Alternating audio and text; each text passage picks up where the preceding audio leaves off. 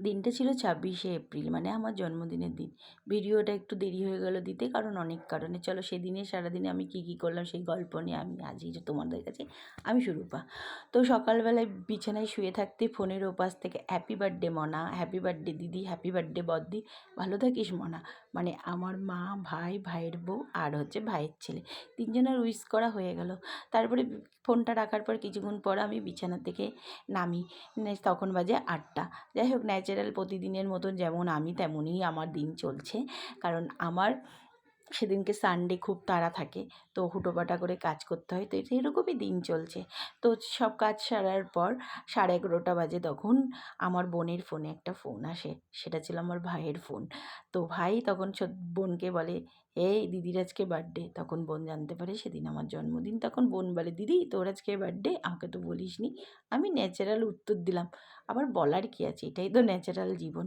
যাই হোক, তখনই বিশু জানতে পারে যে আমার আজকে, মানে সেই দিন আমার জন্মদিন। যাই হোক, তারপরে বিশুর কর্মে ব্যস্ত হয়ে গেল, আমিও আমার কর্মে ব্যস্ত হয়ে গেলাম, বোনও বোনের মতন থাকলো। সারাদিন এইভাবেই চলতে থাকলো। আর রান্নাবান্নার মেনুতে খুবই জঘন্যতম ছিল, দেখতেই পারলে। কারণ জঘন্যতম বলবো না, হ্যাঁ ওটাই আমার কাছে অমৃত। কারণ মামি পাঠিয়েছিল, ছোটো মামি পাঠিয়েছিল মুরগির মাংস, যেটা একদমই আমি খাই না, এখন একদমই ভালো লাগে না। আর সজনে ডাঁটার চচ্চড়ি, আর আমি বানিয়েছিলাম ঢেঁড়স চচ্চড়ি আর হচ্ছে লাউ শুক্তো। এই ছিল আমার জন্মদিনের লাঞ্চের মেনু। যাই হোক, সেটা নয়। তারপরে সন্ধ্যেবেলা সারাদিন চলে গেল। সন্ধ্যেবেলায় আমি একটু সাজুগুজু করছিলাম। এই যে যেটা দেখছো, এটার জন্য একদমই সাজুগুজু করছিলাম না, কারণ আমি এটার জন্য একদমই প্রস্তুতি ছিলামই না। তো আমি সাজুগুজু করছিলাম প্রতিদিনের মতন, যেমন রিলস বানাই সেরকমই রিলস বানানোর জন্য আমি সাজুগুজু। হঠাৎই পেছন দিক থেকে আমার বড়দি এসে বলে, মামুন। তো বড়দিকে বললাম, তুই বস, চল আমি সাজুগুজু করে নিই।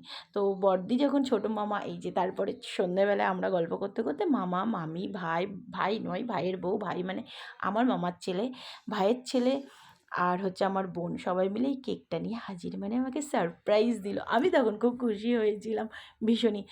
অনেক কষ্টের মধ্যে দিয়ে চোখ দিয়ে একটু জল বেরোচ্ছিল, কারণ এই ভালোবাসাটা আমার কাছে খুবই একটা, মানে কি বলবো, দামি জিনিস।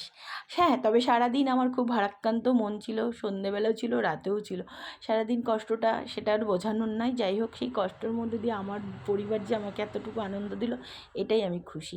তার কারণ হচ্ছে বোন ছিল বলে এটাই সম্ভব। কারণ বোনের কথাও মনে হয়েছে যে দিদি সবার বার্থডে সেলিব্রেশন করে আর দিদিরটা হবে না, তার জন্য ও এই বন্দোবস্ত করেছিল। অবশ্যই বিশু সাথ দিয়েছিল আর মামা। তো সেই জন্য দুপুরবেলায় ও খেয়ে দিয়েই চলে গেছিলো, আমি কিছুই জানি না। আর বড়দি একদমই প্রস্তুত ছিল না, এসে তো হতভম্ব যে তোর আজকে বার্থডে। বড়দিও খুব কষ্ট পাচ্ছিল যে তুই একবারও বললি না টগরকে, মানে আমার বোনকে বলছিল, তাহলে ওর জন্য পায়েস বানিয়ে নিয়ে আসতাম। আর আমি না, আমার জন্য কাউকে ডিস্টার্ব করি না, আমি যেমন তেমনই থাকতে ভালোবাসি। আর ওই যে, হ্যাঁ পায়েস হতো 18 সাল থেকে আমার, পায়েস আমি মাকে বন্ধ করে দিয়েছি, কারণ মা তার আগে আমাকে পায়েস বানিয়ে দিত। কোনো একটা কারণে ওই 18 সাল থেকে আমি পায়েস খাওয়াটাও বন্ধ করে দিয়েছি। আমার কষ্টটা আমারই থাক, আর গল্পটা তোমরা শোনো আর দেখো। তো কেক কাটার পর সবাইকে কেক খাওয়া দাওয়া হচ্ছে। সন্ধ্যেবেলাটা মন খারাপ থাকলেও খুবই হ্যাপি হলাম। আমার জন্মদিন না এরকমভাবে কক্ষনোই হয়নি, মানে 25 বছর ধরে। 25 বছর আগে বিয়ে হয়নি, তখন আমার মামারা যথেষ্ট যেমন পেরেছে করেছে। 25 বছর ধরে হয়নি, তার কারণ সেরকম পরিস্থিতি আমার ছিল না, তাই আমার বার্থডে কখনো হয়নি। আর হ্যাঁ, একবার হয়েছে আমার চাকরির জীবনে। আমি চাকরি করতাম যখন, তখন আমার চাকরির টিম থেকে বিশু সাথ দিয়েছিল, তখন আমার একটা ছোট্ট করে পার্টি হয়েছিল। আর একবার কেক কাটিয়েছিল তিনি আমার ননদ থাকতে, আমার একটা কেক, তিনি এখন নেই, যেখানে থাকুক ভালো থাকুক।